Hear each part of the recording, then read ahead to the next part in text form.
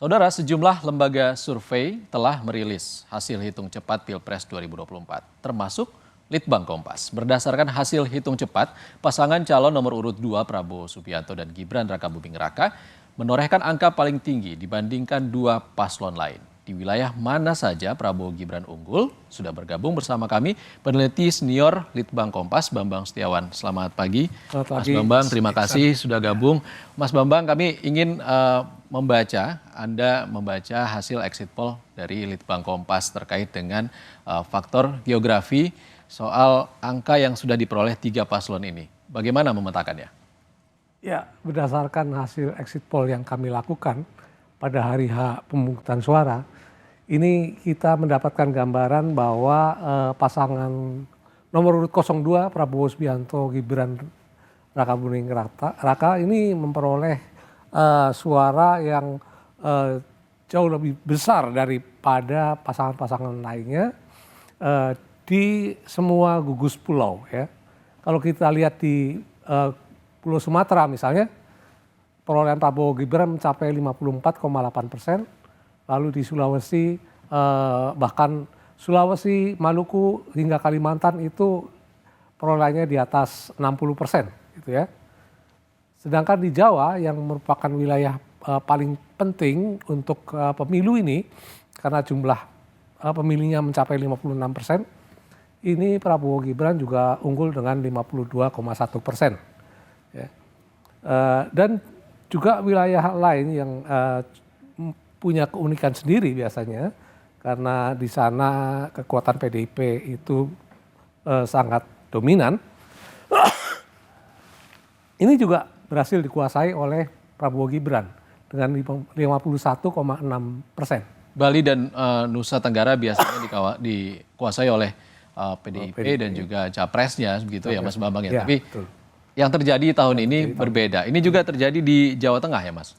Betul. Jawa Tengah ini dalam survei-survei kami sebelumnya itu seringkali didominasi oleh Ganjar ya. Oke. Terutama. Tapi dalam exit poll kali ini pas hari H ternyata Prabowo Gibran ini. Ya. Masuk survei Litbang Kompas di Desember tahun 2023 lalu masih dikuasai oleh Ganjar. Untuk di Desember ini sudah relatif hampir berimbang. Tapi di survei sebelumnya memang cukup jauh sebetulnya.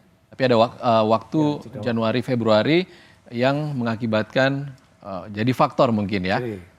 Naiknya ada banyak faktor yang menyebabkan elektabilitas di Jawa ini elektabilitas Ganjar Mahfud itu drop cukup jauh gitu ya. Ini bisa dibaca nggak sih Mas Bambang kalau terkait dengan peta wilayah perkotaan atau kita lihat agak lebih dalam lagi di Jawa terutama ya.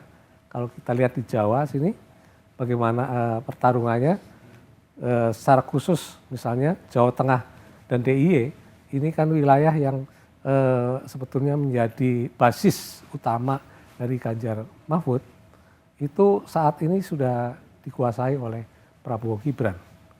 Nah, sedangkan perolehan dari Ganjar Mahfud di Jawa Tengah ini relatif sama persis dengan survei pada bulan Desember lalu, 30,6%. Jadi relatif Ganjar Mahfud sebenarnya tidak ada perubahan ya di Jawa selama sebulan, 2 bulan ini. Tetapi yang kemudian menjadi lebih masif mendapatkan suara besar ini adalah Prabowo Gibran. Jadi ini berhasil mengambil ceruk-ceruk lainnya terutama untuk dari mereka yang waktu itu belum menentukan pilihan. Swing voters. Ceruk suara pemilih bimbang, pemilih ragu di Jawa Timur inilah yang diambil Jawa oleh Tengah dan juga Jawa Tengah. Relatif hampir sama di semua wilayah itu pada akhirnya mengarah ke 02. Oke. Kalau untuk Jawa Barat seperti apa, Mas Bambang? Ya, Jawa Barat ini kan salah satu pemilih tertinggi di Indonesia. Betul. Jawa Barat ini memang sebetulnya dari awal sudah menjadi wilayah yang dikuasai oleh Prabowo Gibran gitu ya. Jadi tidak heran kalau ini juga dimenangkan oleh pasangan 02 ini. Nah, yang juga unik di sini adalah Jakarta. Di Jakarta itu dalam survei kami di Desember itu Anies masih unggul di situ. Anies unggul dari Prabowo Gibran. Dari Prabowo Gibran Ya. dan tentu saja di Nah, Ganjar sekarang Mahfud. kita lihat perolehan yang saat ini Prabowo Gibran di atas dari pasangan Anies Muhaimin. Dan pada survei Litbang Kompas Desember tahun lalu 2023 akhir posisi dari Anies Muhaimin masih unggul di Ya, Jakarta. masih unggul di Jakarta waktu itu. Masih unggul tipis ya. Sekarang ini yang lebih unggul pasangan Prabowo Subianto.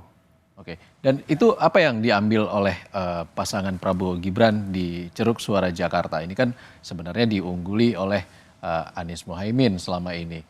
Relatif Hasil sebetulnya mengambil dari masa yang bimbang gitu. Masa yang bimbang saat itu. Jadi lebih pasti sekarang ini. Persentase masa yang bimbang cukup besar saat itu. Kalau bulan Desember kan 28% itu. Kalau sekarang ini sekitaran 12%. Pemilu berlangsung. Artinya tinggal 12% suara. 12% itu sebetulnya karena ini udah pemilu, jadi cenderung mereka yang merahasiakan pilihannya tadi. Merahasiakan pilihannya, bukan bimbang lagi. Gitu Bukan ya. bimbang lagi. Oh, tidak memberikan keterangan kepada Tidak memberikan keterangan. survei exit poll. Oke, Mas Bambang ini terkait angka yang sangat unik gitu ya. Kalau kita bisa membaca alasannya atau faktornya apa saja sih sebenarnya? Ya ini perubahan yang luar biasa ya, masif ya. Mungkin banyak juga yang tidak menyangka bahwa hasilnya akan begitu tinggi untuk pasangan Prabowo Gibran. Tapi tentu saja ada dinamika politik yang turut berpengaruh ya di sini. Terutama kalau kita lihat lebih jauh misalnya kita kaitkan dengan faktor Jokowi atau Jokowi efek di sini ya.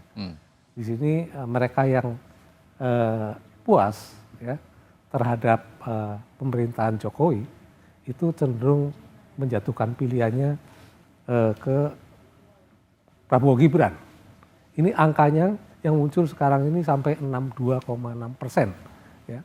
Jadi mereka yang puas cenderung menjatuhkan pilihannya kepada 02. Ini angka ini berbeda sangat signifikan dari bulan Desember, survei kami bulan Desember tahun lalu. Di mana angkanya masih di kisaran 40-an. 40% mereka yang puas terhadap kinerja pemerintahan Jokowi itu memang sudah mendukung Prabowo Gibran. Tetapi pada hari H pemilu naiknya makin tajam lagi. Jadi makin solid mereka yang artinya ada perpindahan suara dari pasangan kebanyakan bukan perpindahan lagi, tetapi menjadi lebih pasti. Orang yang bimbang tadinya, apakah saya memilih 02 atau 03, kebanyakan itu yang bimbang di antara itu. Lalu pas hari H, mereka yang bimbang menetapkan pilihan kebanyakan ke 02. Itu kalau hasil dari periode November Desember dengan hasil yang dipublikasi oleh Litbang Kompas pada Desember. Lalu sepanjang awal tahun ini, Januari Februari masa kampanye, apalagi kampanye akbar, itu yang menjadikan ada perubahan yang sangat signifikan, Mas Bambang. Ya itu salah satu saja, hal-hal lain tentu didukung oleh masifnya pergerakan Prabowo Gibran ini baik oleh mesin mereka sendiri di berbagai wilayah, ya, terutama di Jawa dan kita lihat juga sangat intensif itu di Jawa Tengah. Itu juga didukung oleh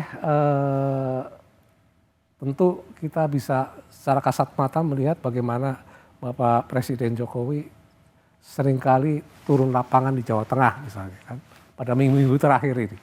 Itu tentu memiliki pengaruh yang sangat besar pada akhirnya mereka lebih memilih 02. Tetapi juga kita lihat di tengah pergerakan mesin 02 yang masif di lapangan, sayangnya memang kita lihat itu tidak terjadi di mesin-mesin partai ya. dan juga mesin-mesin pasangan lain lainnya, ya. gitu. Seperti yang tadi disampaikan oleh Ketua DPC Solo juga. Karena saya kan tidak jalan. turun lapangan juga memantau selain kuantitatif ini kita juga kualitatif melakukan studi geopolitik itu kita bisa melihat Seperti apa betapa hasilnya? sepinya relawan-relawan dari pasangan lain yang kerja di lapangan itu jauh lebih sepi daripada yang kita temui di 02 ini. Itu secara kualitatif, apa faktornya kira-kira?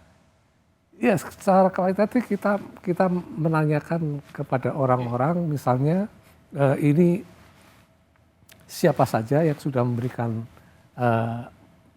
bantuan atau melakukan pendekatan kepada Anda, gitu ya. Lalu apa saja yang diberikan, kemudian persuasinya seperti apa, lalu mereka bikin jaringannya seperti apa. Itu juga ditanyakan kepada calon pemilih. Kepada calon pemilih. Oke. Jaringan seperti apa yang mereka bentuk ini. Nah, kita bisa melihat bahwa ini kaki-kaki utama dari relawan pada level misalnya kecamatan sampai ke bawah itu relatif sudah dalam tanda kutip sudah diborong lah oleh 02. Jadi ketika kita lihat kemarin juga di sejumlah TPS itu kita sulit mendapati relawan saksi dari 03 misalnya. Berada di TPS. Ya, berada di TPS. Ini berbeda dengan apa yang terjadi 2019 lalu. Iya, betul. Ini banyak TPS-TPS yang terlihat kosong dari ini. Saya cek beberapa lokasi begitu. Itu secara kualitatif. Oke. Tapi kondisinya di TPS tersebut ada dari relawan dari Betul. Prabowo Subianto Kalau dan Raka Buming. ini ada misalnya. Oke. Dan cukup aktif juga untuk 01 ini ada. Tapi sayangnya memang terjadi kelangkaan itu untuk relawan 03 yang ada di sebagai saksi di TPS. Oke. Kalau Mas Bambang terkait suara tingkat kepuasan mereka yang puas dengan kinerja Jokowi tadi cukup tinggi untuk pasangan Prabowo Gibran. Kalau yang tidak tahu terkait dengan kepuasannya terhadap kinerja pemerintahan Jokowi ini juga masih dikuasai oleh Prabowo Gibran. Prabowo Gibran itu begitu. Betul. Nah, agak berbeda situasi buat mereka yang tidak puas di sini. Mereka yang tidak puas memang lebih mengarahkan dukungannya ke pasangan 01 Anies Muhaimin di sana. Jadi hal ini memperlihatkan bahwa pemilih memang berbeda secara diametrikal antara mereka yang puas dengan kinerja Jokowi dengan yang tidak puas. Yang tidak puas cenderung memang terkonsentrasi pada sosok Anies Muhaimin.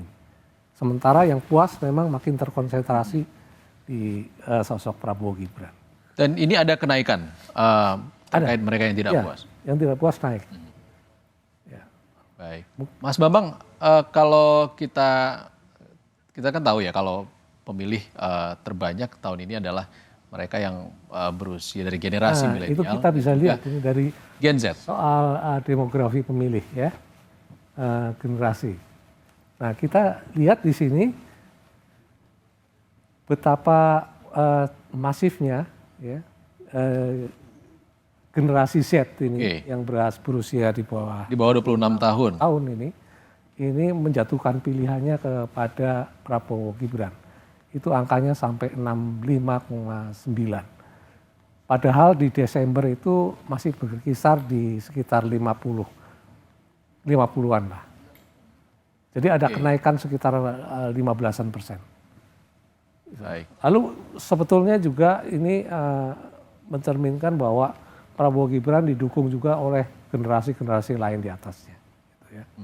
Hanya memang makin muda generasi itu makin banyak yang memilih Prabowo Gibran. Dan ini semuanya rata ya Mas ya, ada kenaikan relatif rata dari angka pada Desember. Yang terjadi sebaliknya untuk Anies Muhaimin semakin tua generasi, dia makin banyak dapat dukungan dari kalangan yang lebih tua. Gitu. Ya, kembali lagi kita tegaskan kalau hasil exit poll ini bukanlah hasil Bukan hasil dan tidak mempengaruhi hasil resmi yang akan disampaikan oleh KPU. hanya Dan sebagai pengawasan sebagai demokrasi pengawasan demokrasi dan juga gambaran untuk publik sementara untuk publik bagaimana hasil pemilu 2024 ini. Baik, terima kasih Mas Bambang sudah bergabung bersama kami di Terima kasih, laporan khusus sama-sama, hari Mas ini.